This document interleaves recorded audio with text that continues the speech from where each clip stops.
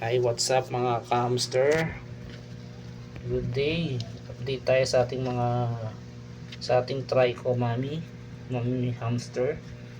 Na ang sabi ko is 10 yung anak niyan, 10 pieces yung pups niya.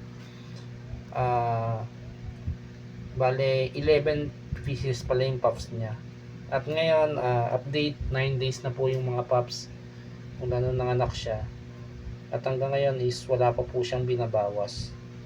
Ibig sabihin wala siyang kinakain.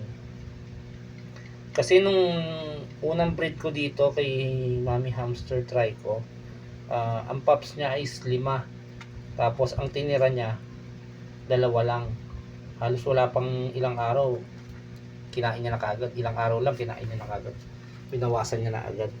Tapos yung yung second breed niya is 10 pieces. Tapos halos araw-araw may binabawas siya hanggang sa naging 3 piraso lang. Ayan. Tapos nagtry akong mag vitamins yung LC-Vit. Yun kasi maganda raw yun sa hamster. Ayan, nagtry tayo nun once a week. Nagkaan tayo nun na water solution, hinahalo ko lang sa tubig.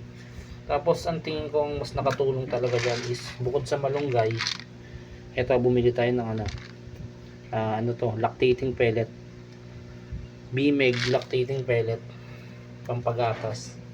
Yan, simula nung gumamit ako noon ng vitamins tsaka itong lactating pellet is napansin ko 9 days na yung mga pups pero wala pa siyang binabawas. Yan, wala pa siyang kinakain dyan.